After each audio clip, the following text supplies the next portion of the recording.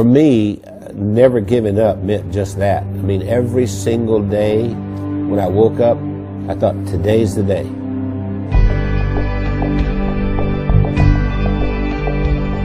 I was the second son in a sharecropper's family, and a sharecropper means that you don't own anything. I mean, you work for someone else who was the landowner. We had practically nothing. Everything was hand-me-downs from someone else. I didn't have shoes, and to this day my toes are all grown under because I didn't have shoes. I remember I had this encounter with my mother, and I said, you know, tell me you love me, and she didn't do it. And so I went down and I sat on this creek bank, and I thought, you know what, I don't care if anybody loves me, I love me. I made a list of goals that I wanted to accomplish, and they were laughable because I didn't even have 2 nickels to rub together, but my first goal was I was going to be a millionaire by the time I was 35. Number 2, I was going to have food to eat because we were always hungry. I mean, my little brother and I used to make mud pies to stop the hunger pains, and I was going to travel all over the world.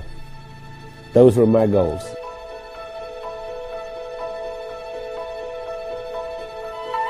I've learned everything from working with Randy. I didn't know anything about business. I started out, before I met Randy, I was a teacher, a mathematics teacher. Well, I think we have a very good balance. Randy's really good in sales and telling the story and explaining why people need to have whatever it is that he's selling. And then he comes to me and says, Wendy, can we make it do this? And I have to get it done. We started working together, and we were together all the time doing things, and that we just, you know, couldn't be without each other.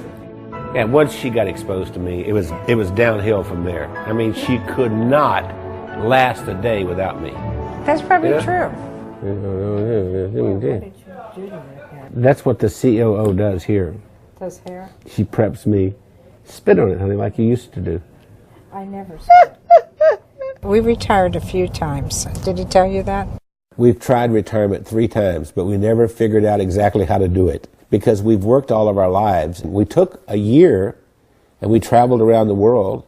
Then when the decision of the day became, where are we having breakfast? I thought, we're in trouble. If I were giving you advice and you were meeting Wendy for the first time, I would tell you, don't get your feelings hurt if she uses her phone while she's meeting with you. Hey, Kim. Hey, Chris. Okay. I'll see you in the morning. All right. Bye. Bye-bye. I kind of feel like a triage nurse at a hospital.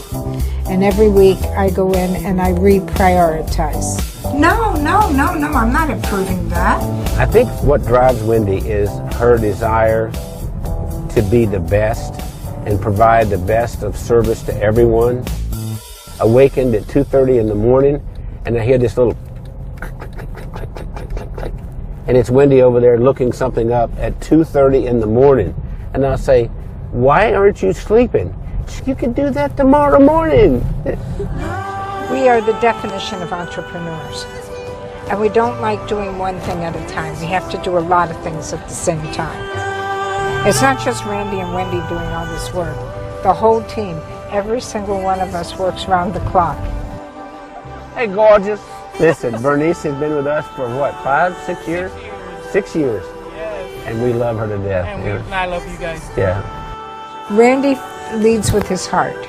And he's the most incredible person I've ever met. He's gone through so much in his life. And I believe that Randy's, I'm going to make me cry here. Randy has made the difference in my life. And what's important is, what do I contribute in this day to make the world a better place? I know that sounds corny, but that's really what it is. My daddy used to say, we leave here with empty pockets. The other thing my dad said is that when you leave, you'll be accountable for 2 things.